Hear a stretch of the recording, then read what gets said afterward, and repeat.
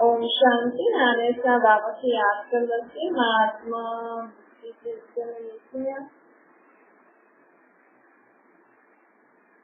निराकार रूप में बाबा की याद करो। कोई भी गाली जो बाबा की हिदायत दो।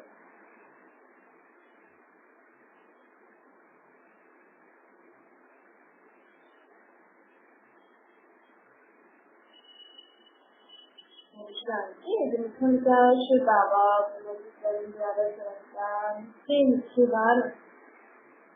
बाबा के तो मानते हैं कि भगवान खुदा का घर आए हुजूर हाजिर जाते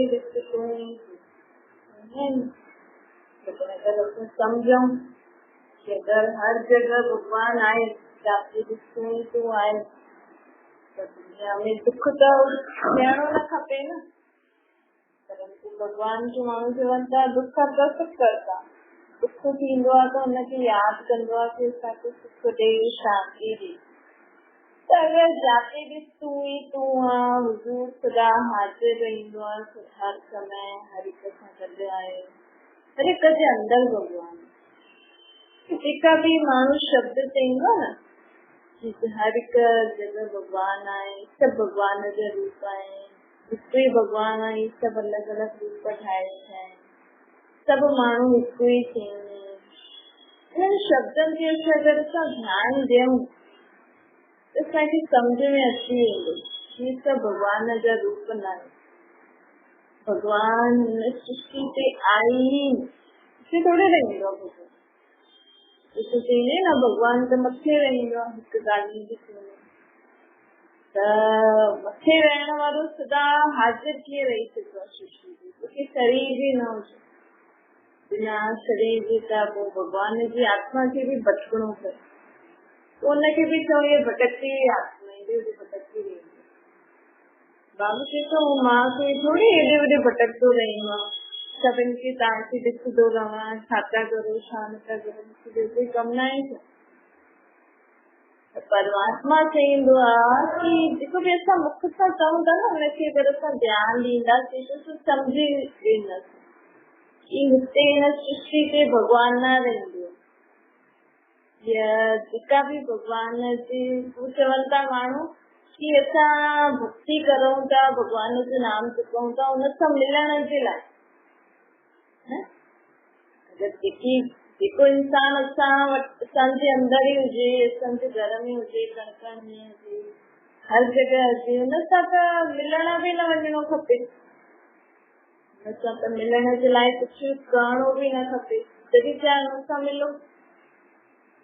लेकिन अगरि असां इन शब्दनि में ध्यानु ॾींदासीं त असांखे सम्झ में ईंदो परमात्मा असांखे सभु ॻाल्हियूं छो थो ॿुधाए तुझे बाबा चए थो तव्हां सम्झंदव न तॾहिं तव्हां सम्झी पाईंदव कि मां हिन सृष्टि में न रहंदो हिन सृष्टि ते न रहंदो मुंहिंजे रहण जो स्थान परम धाम सन्यासी ॼाणंदा आहिनि कि भगवान परम धाम सन्यासी ॼाणंदा आहिनि कि भगवान मथे रहंदो उहो ब्रह्म तत्व खे परम धाम खे भगवान सम्झंदा आहिनि हिते रहण वारो परमात्मा इहो न ॼाणंदा आहिनि इहो ॼाणंदा आहिनि कि भगवान परम मथे ब्रह्म तत्व ही भगवान हेठ भगवान न आहे परंतु ब्रह्म तत्व त रहण जी स्थान तो उन्हनि थोरो थोरो भगवान जे बारे में थोरो थोरो पतो आहे उन्हनि खे कि वो मथे रहंदो आहे लेकिन वो रहण जे स्थान खे भगवान सम्झी वेंदा आहिनि त इहे ग़लती करे छॾंदा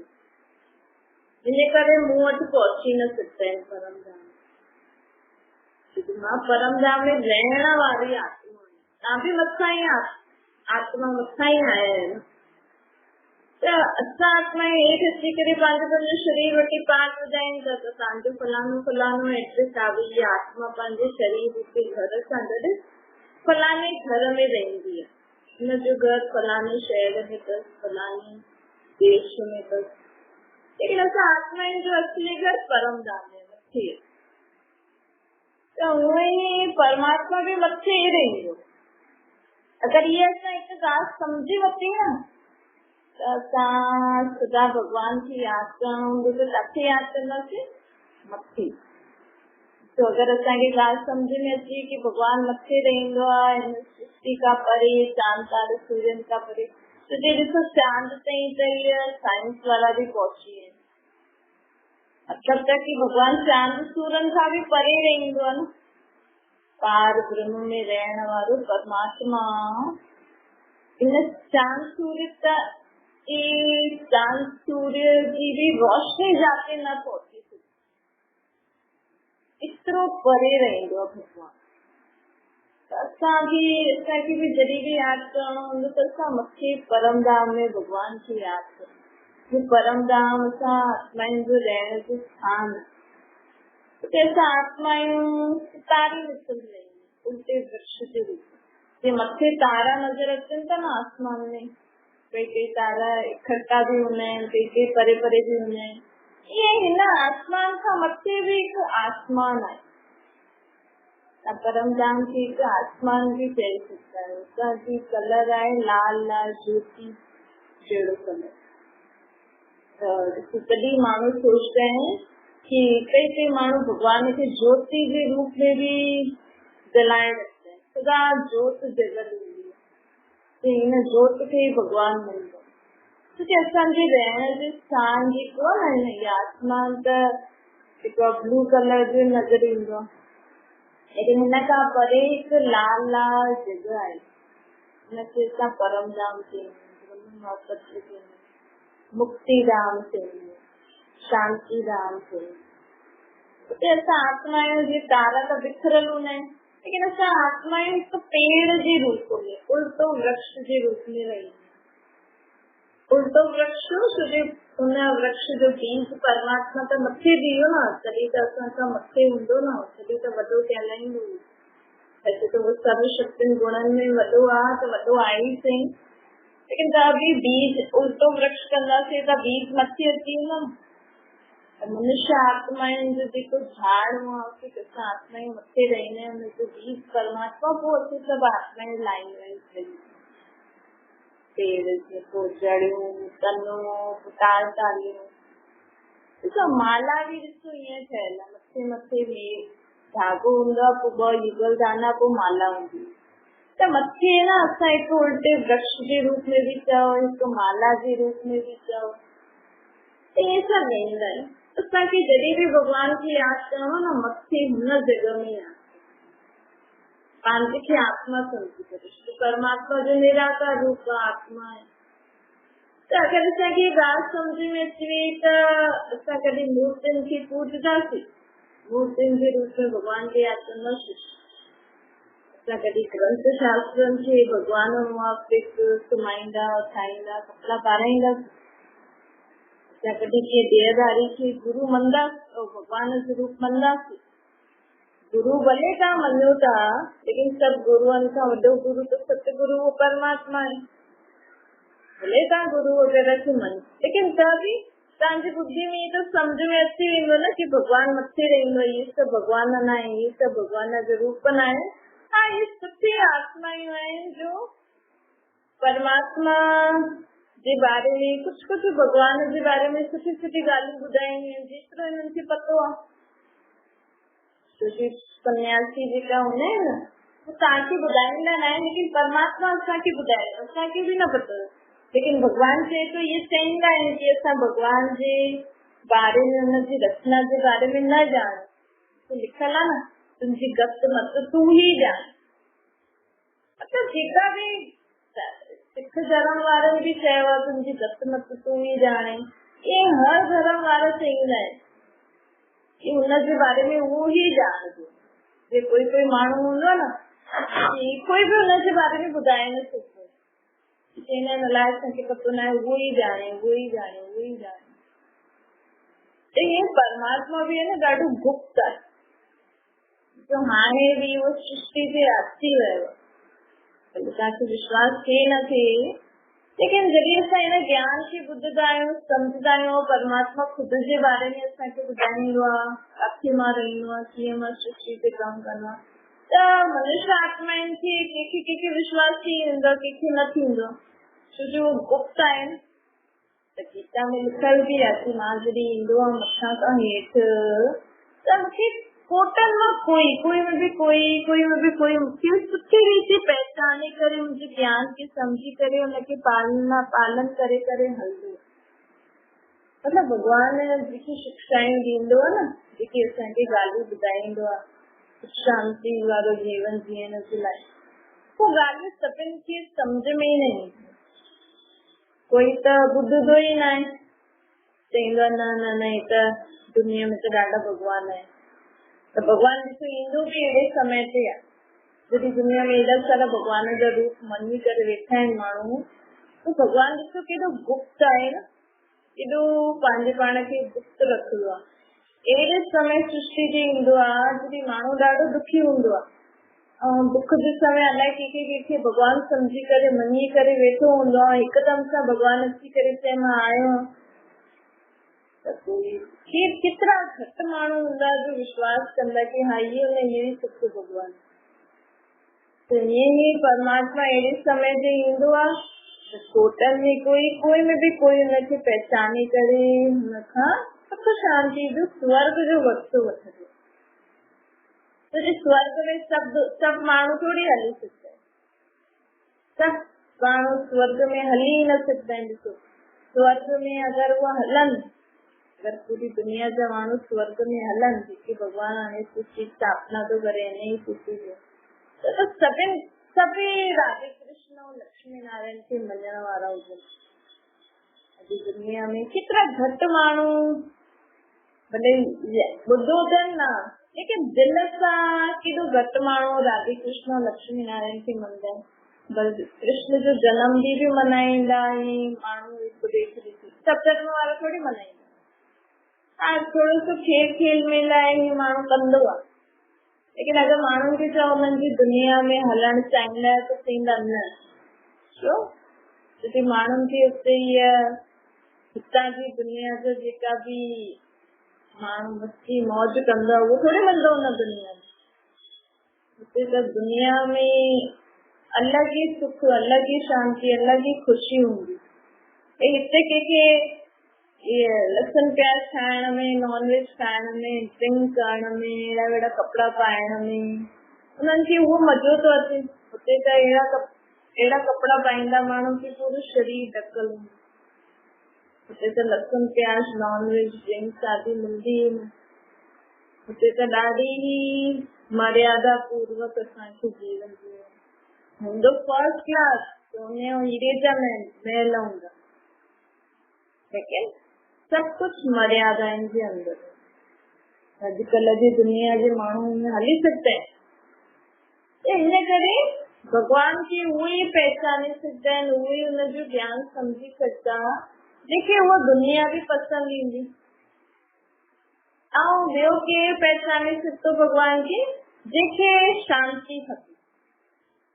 माण्हू चईंदा आहिनि असांखे त कहिड़ी बि दुनिया में न वञिणो आहे, असांखे त बसि शांति खपे, असांखे हिन धरती ते जीअणो ई न आहे, खेल खेॾणो ई न आहे, त सुख जो या दुख जो, मूंखे त शांति खपे। त अहिड़ा माण्हू परमात्मा खे पहचाने सघंदा। हाणे जेको भगवान आहे बाबा चए थो कि हिन करे कि जॾहिं बि अगरि तव्हां चओ था पंहिंजे मुख सां तव्हां जो बि शब्द उच्चारो था कि भगवान मथे रहंदो आहे, पोइ चओ था कण कण में आहे, जाते जाते आहे, त ॿ ॻाल्हियूं थी वयूं। अगरि तव्हां इहा ॻाल्हि सम्झी वठो कि भगवान सृष्टि ते हुजे या त सृष्टि ते दुख न हुजे, परेशानी न हुजे, असां हुनखे कॾहिं न करो। मतिलबु भगवान सृष्टि ते न आहे त हाणे भगवान असांखे चए थो कि मां मथे रहंदो आहे, मुंहिंजो रूप निराकार। त तव्हां ख़ुदि खे बि आत्मा सम्झो, तव्हांजे शरीर में बि आत्मा त आहे न, तव्हांजे शरीर में बि आत्मा आहे, तॾहिं त तव्हांजो शरीर हली सघे थो। त हाणे तव्हांजे शरीर में आत्मा निकिरी वञे त शरीर किरी वेंदो तव्हांजो। माण्हू चईंदा हलो जलाए वञे, त आत्मा त आहे असांजे शरीर में, तॾहिं त असांजो शरीर हले थो। आत्मा निकिरी वेंदी आहे त शरीर मुर्दो थी वेंदो आहे, पोइ हुनखे माण्हू जलाईंदा आहिनि। मनुष्य जे तन जी कोई वैल्यू थोड़ी हूंदी आहे, सत्युग में हुई, हिते मनुष्य तन जी वैल्यू आहे, जानवर जे शरीर जी वरी भी वैल्यू हूंदी। जानवर कि आत्मा शरीर छॾे या ख़ासि करे हुनखे मारे करे हुनजो शरीर के कटे करे माण्हू खाइनि था या हुनजे खाल सां कुछ कुछ चीजूं ठाहींदा आहिनि ऐं कुछ रिसर्च भी करे सघंदा आहिनि। मनुष्य जो कम त के कम जो ई न आहे, उहो जलाईंदा आहिनि जो हुनजे हड्डियुनि खे बि पाणी में विझी। त बाबा चए थो कि आत्मा तव्हांजे शरीर में जो आत्मा आहे न, उहो खुद खे उहो सम्झ कि मां आत्मा आहियां, शरीर में रहण वारी, मां विच में रहण वारी, मां आत्मा और मां आत्मा परमात्मा के मथे की याद करो परम धाम। तो ये संगम युक्त छा थींदो कि असां जॾहिं भी भगवान की याद कंदा आहियूं न निराकार रूप में, अगर असां इन दुनिया का थोड़ो समय पंहिंजे थोड़ो अलग शांति महसूस करण चाहींदा आहियूं, जे माण्हुनि खे कॾहिं शांति खपंदी आहे न, मतलब ॾाढो समय हिन दुनियादारी में घुमी घुमी माण्हू चवंदा आहिनि मूंखे थोड़ो सो शांति जी जगह में वञणो आहे, थोड़ा ॾींहं मां आराम कंदमि, शांति में रहंदमि, काथे न काथे वेंदो आहे। त उहो ई सॼो ॾींहुं तव्हां दुनियादारी में कमु था करो, ताकि अगर जॾहिं भी लगे ना मूंखे थोड़ो शांत रहणो आहे, थोड़ो बस हाणे थोड़ी शांति खपे, बस तव्हां चइजो कि मन में वीचार कजो मां आत्मा बुख जी हिस्से में वेठी आहियां और मां परमात्मा के मथे परम धाम में याद थी करा। असांजो घर हिकु परम धाम जाके निराकार रूप में आत्मा ही उते मां बाबा की निराकार रूप में याद थी करा। कि असां हिते वेठे वेठे कहिड़ी भी जगह जे बारे में सोचतासीं त उहो जगह जो अनुभव थींदो आहे न, मतलब असांजो शरीर हिते आहे लेकिन मन बुद्धि से आत्मा होॾे हली वेंदी, आत्मा न वेंदी आहे, मतलब मन बुद्धि होॾे लॻी वेंदो, मन होॾे लॻी वेंदो, बुद्धि होॾे लॻी वेंदी।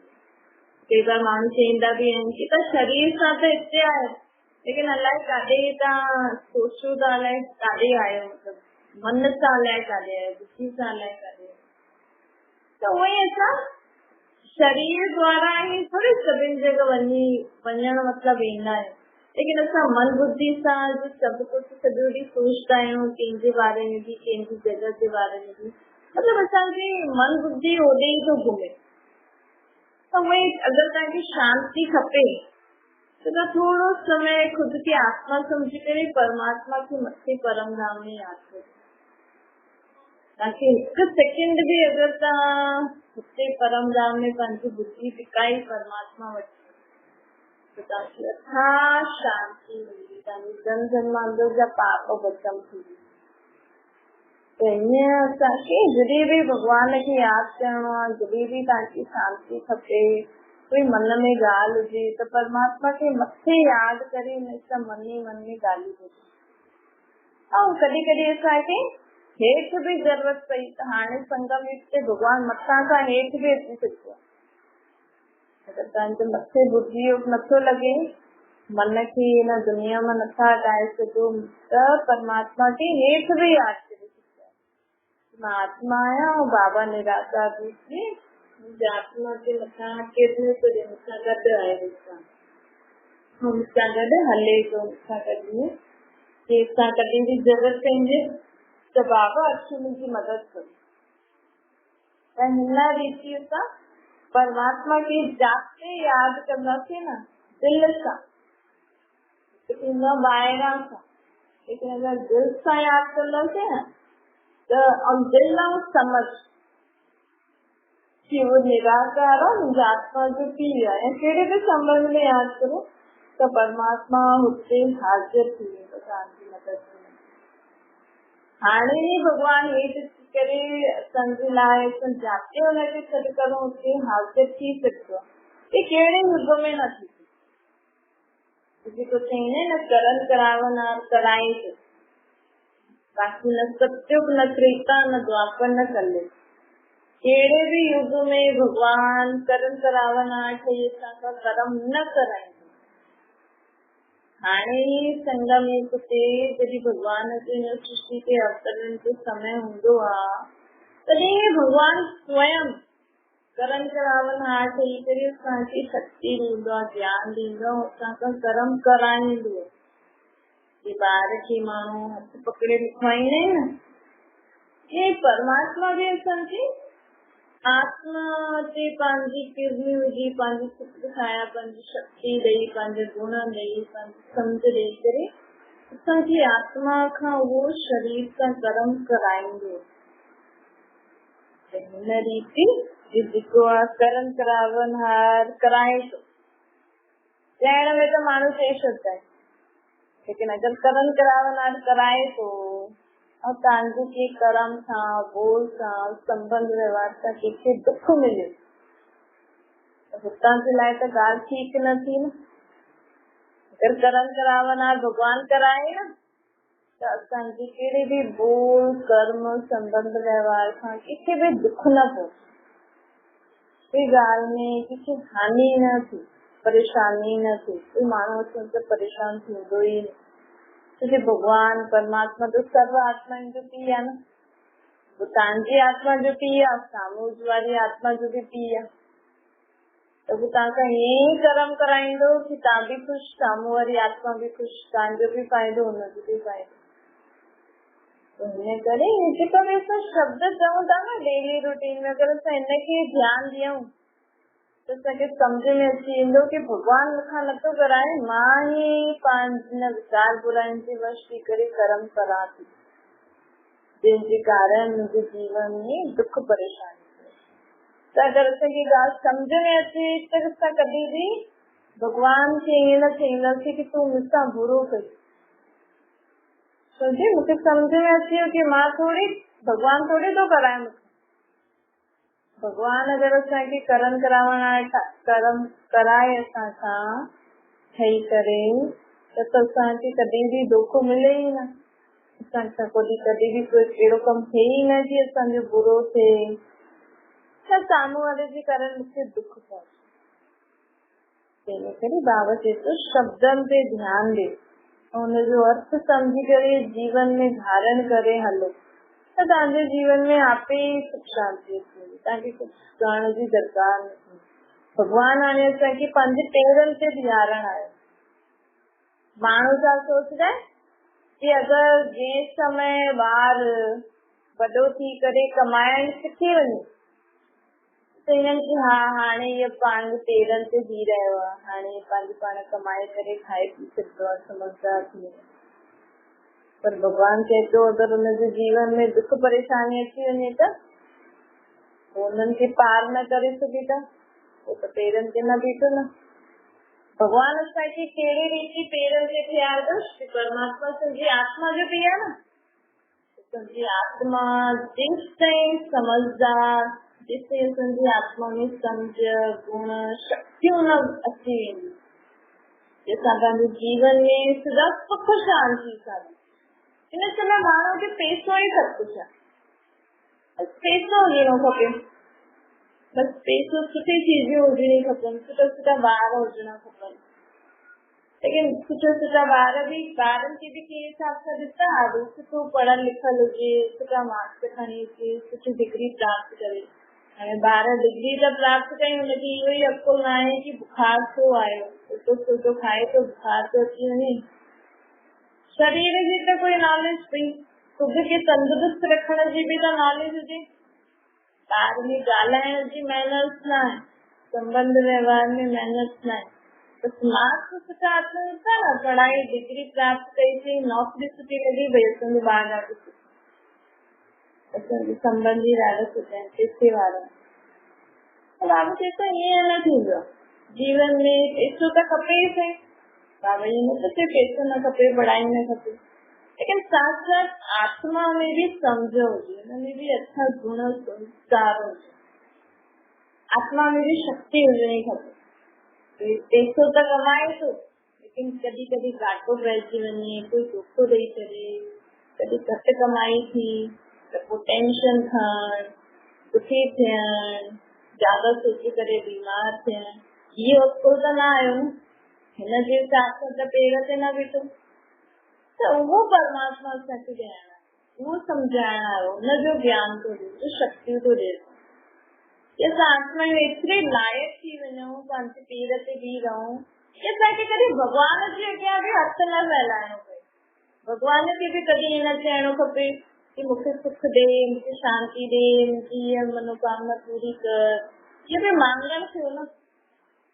ॿार पैसो माउ पीउ खां मांगदो ऐं गुण शक्तियूं सम्झ हुनजे लाइ ॿिए पीउ खे चईंदो कहिड़े न कहिड़े रूप में, जे बि भॻवान खे यादि कंदो। आत्मा खे सुख शांति शक्ति खपे त उन पीउ वटि वञी करे मांगदो भॻवान पीउ वटि। और पैसो आदि खपे त मम्मी ॾे एतिरा पैसा दे, पापा एतिरा पैसा दे। पैसो त कमाइण लॻी वियो, लेकिन भॻवान चईंदो मां त तुंहिंजी आत्मा जो पीउ आहियां। तुंहिंजी आत्मा में त एतिरी शक्ति आई न आहे कि तूं जीवन में परिस्थितियुनि खे शक्तिशाली रूप सां पार करे सघां, सुख शांति सां रहे। त उहो असांखे परमात्मा ॾियण आयो, हुनखे चइबो आहे वर्षो। भई तव्हां मापे थी करे ॿारनि खे धन जो वर्षो रही सघंदा, लेकिन परमात्मा कहिड़ो वर्षो ॾींदो? गुणनि शक्ति। उहो वर्षो वठण लाइ असांखे परमात्मा खे निराकार रूप में यादि करणो, ख़ुदि खे आत्मा सम्झो। पोइ ॾिसो असांखे कॾहिं पूरा 21 जन्मनि ते, हिकु त इहो जन्म, ॿियो अॻियां 20 जन्मनि ते असांखे कॾहिं भॻवान खां इहो मांगणो ई न पवंदो कि भगवान मुझे खुशी दे, सुख दे, शांति दे, ये दे, वो दे, ये शक्ति दे। अगर वास्तव समझे तो कि मां आत्मा है, मुझे बाप परमात्मा है, तो इसका साथ इंदसी मां सुख स्वरूप आत्मा आया, मां मांगदम न, मां शांत आत्मा आया, मां खुश रहने वाली आत्मा है, मां शक्तिशाली आत्मा है। तो केॾो फर्क पइजी वियो न। बस परमात्मा की पंक्ति समझण सां मां आया, और परमात्मा के भगवान ये सब समझण सां असां उन्हनि सां मांगूं था। हाणे भगवान की पंक्ति समझी करे उनखे यादि करो त परमात्मा आपे असांखे सभु वर्षो ॾेई सघे।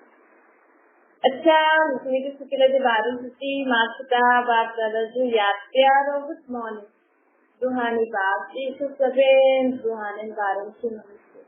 असांजी बि रूहानी माता बाप दादा खे यादि प्यार गुड मॉर्निंग और वरदान आए सदा हुजूर के हाजिर समझी साथ जो अनुभव करण वाला कंबाइंड हिस्सेदारी। ॿार जॾहिं बि स्नेह सां बाप खे यादि कंदा आहिनि त समीप ऐं साथ जो अनुभव कनि। जीअं त दिलि सां कंहिंखे यादि कंदा आहिनि, उहे हाणे उहो प्यार असांखे परमात्मा जे लाइ हुजणो खपे। कॾहिं ईंदो जॾहिं असां हुनखे पंहिंजो पीउ सम्झंदा, दिलि सां चओ मुंहिंजो बाबा ऐं दिलाराम बाबा तव्हांजी मदद जे लाइ हाज़िर थी वियो। हिन करे ई भक्ति मार्ग में चवंदा आहिनि हुजूर हाज़िर, हाज़िर हुजूर आहे। स्नेह जी विधि सां मां हर स्थान ते हर ॿार वटि हाज़िर थींदो, लेकिन ॿार जो दिलि सां स्नेह हुजे, दिलि सच्चो स्नेह हुजे। त जंहिं ॿारनि जो दिलि सां स्नेह हूंदो आहे न, त उन्हनि खे अनुभव बि थींदो। गायन भी आहे करण करावन हार, त करण हार ऐं करावन हार कंबाइंड थी करे तव्हांजो कमु थींदो। हीअं कंबाइंड रूपदारी सदा साथ जो अनुभव कंदा आहिनि। उनखे अकेलो न समझो, सदा यादि रखो मूंसां गॾु केरु आहे? मुंहिंजो बाप परमात्मा आहे, मुंहिंजे अंदरि न आहे। मां आत्मा आहियां, मुंहिंजी परमात्मा मुंहिंजी आत्मा जे मथां चित्र ठाहे रखी, वो भी निराकार, मां भी निराकार। वो पंहिंजी किरणनि सां गॾु, पंहिंजी शिक्षाउनि सां गॾु, पंहिंजी श्रेष्ठ मत सां गॾु असां हुनजी साथ सदा रही सघंदा। स्लोगन आहे मन सदा रूहानी मौज में रखणु, इहे ई जीवन जीअण जी सलाह। जॾहिं तव्हांजो मन सदा ख़ुशि, तॾहिं सम्झो असांखे जीवन जीअण अची वियो। न त अञा ते नंढा जा नंढा ई आहिनि। भले त चओ मां फलाणी जी ससु आहियां, या ॾाढे वॾे पोस्ट ते आहियां, ॾाढे वॾे घर जी वॾी आहियां। बाबा चवंदो अगरि तव्हांजी आत्मा में शक्ति न आहे कि तव्हां पंहिंजे मन खे ख़ुशि रखी सघो, त मतिलबु तव्हां नंढा ई आहियो। तव्हांजी आत्मा जी शक्ति जे हिसाब सां नंढा आहे, उहो धारण करणु। जीवन में सदा ख़ुशि कॾहिं रहंदासीं, जीवन जीअण कॾहिं ईंदो मेरी आत्मा में एतरी शक्ति अची कि हूँ पंहिंजे मन में सुठा सुठा सुठा वीचार करे करे मन सां खुश रहे। क्या ओम शांति। बाबा खे याद करो।